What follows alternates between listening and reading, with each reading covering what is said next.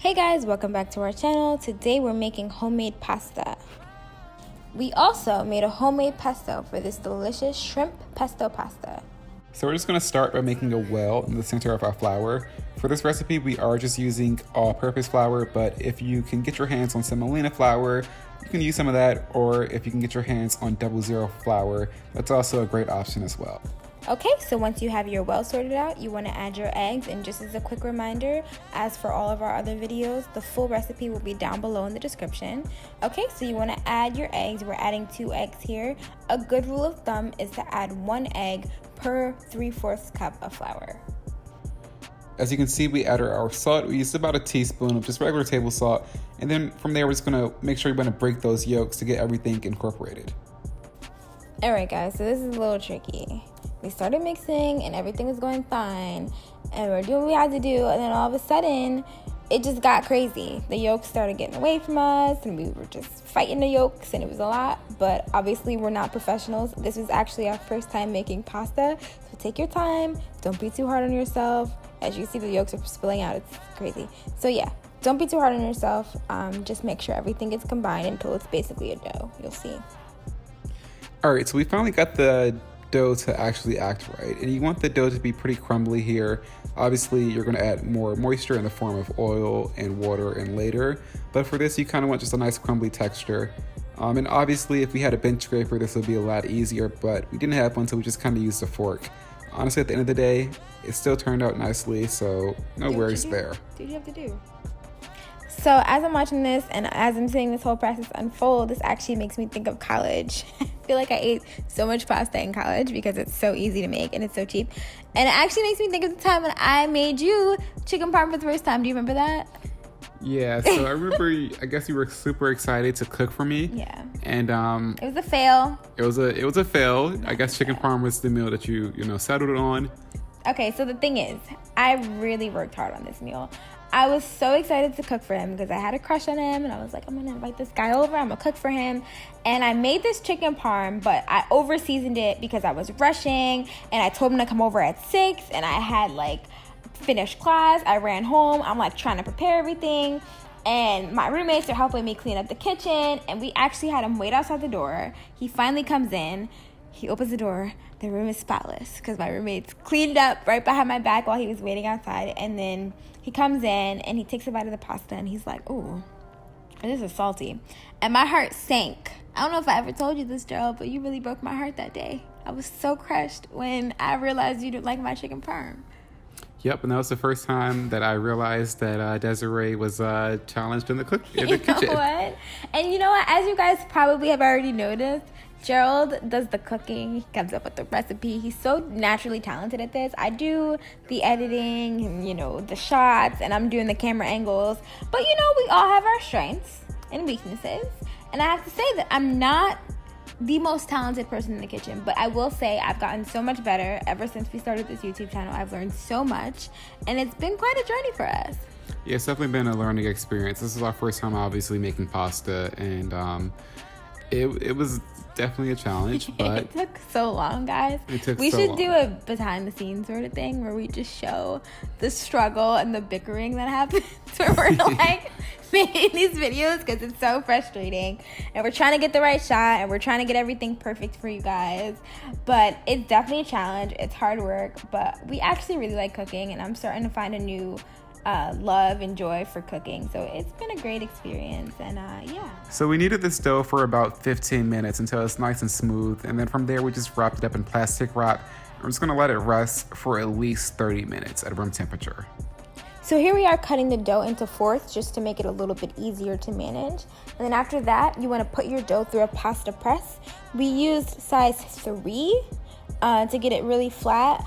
Now we will say that we thought it was a little bit too thin for the recipe, so we prefer a little bit of a thicker pasta. So if you're going to do this, maybe go a size 4 or 5, depending on how you like your pasta. But we found this pasta was a bit too thin for our liking. It was still great, but we would have gone thicker had we had the chance to do it again. We didn't show the flattening of the dough part on camera because it was a two-person job, and quite frankly, it wasn't very pretty. But yeah, so that's how we did it. But here we are just rolling the dough out. We're gonna go ahead and get ready to slice it by hand because our pasta attachment did not have a slicer to it. It was just a flattener. So this is how we do that.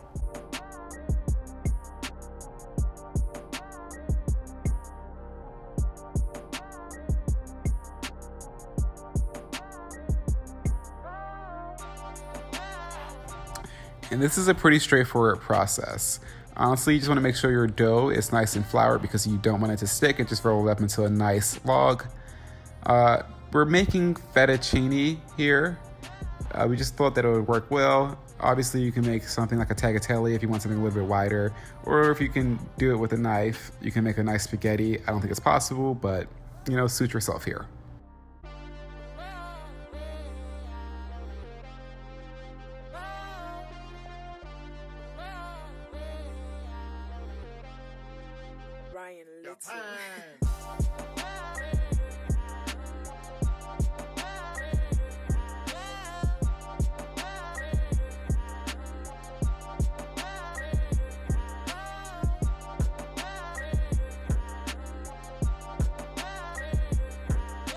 So after you finish cutting out the pasta, you want to gently unroll them. Be very careful here because they will crack.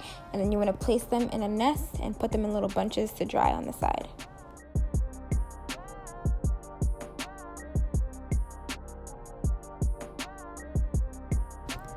We're just going to put our pasta nest on a baking sheet that's lined with parchment paper.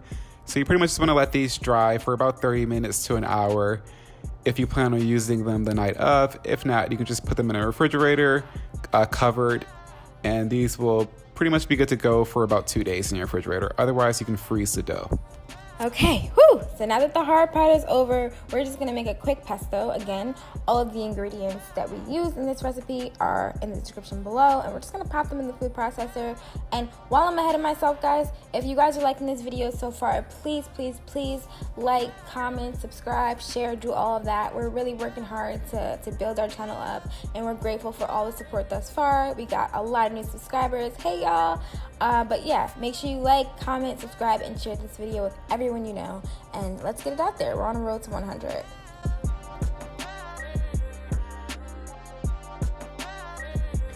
And this is actually an arugula and basil pesto. It's a nice simple recipe, and we also added some walnuts in addition to pine nuts. It's just a simple recipe. As I said before, it's going to be like a nice, super rich, but also light summer pasta sauce.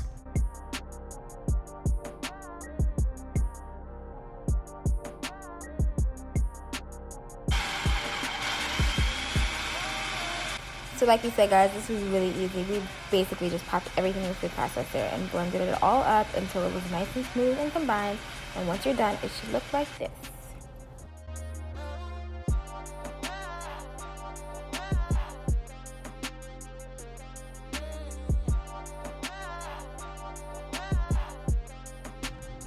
Okay, here is our peeled and deveined shrimp. We're using about an 18 to 20 count per pound shrimp, something about medium size.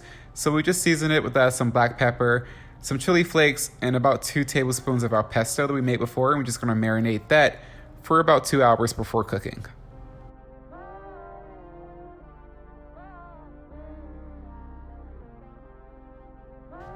All right, I'm just gonna saute our shrimp. A good method for shrimp cooking to not overcook it, I find, is that to just cook it first by itself and just par cook it. So obviously you do not want to cook it all the way through. And then just pull it when it's about 3/4 of the way done, and then you're gonna add it back in when you're ready to toss everything together. Okay, so we're heating up the pesto sauce on low heat, and once that's heated all the way through, you want to basically throw your noodles back in and combine it, give it a good mix. Then re-add your shrimp back in, give it a good mix. Y'all, this came out so good. Please try it. It's delicious. And I know I said that a lot, but this one is one of my favorites so far. So please give it a try. It's amazing. All right, and thanks again for watching, guys. Make sure to like and subscribe if you like this video. And please follow us on Instagram. It is in the description down below. Bye, guys.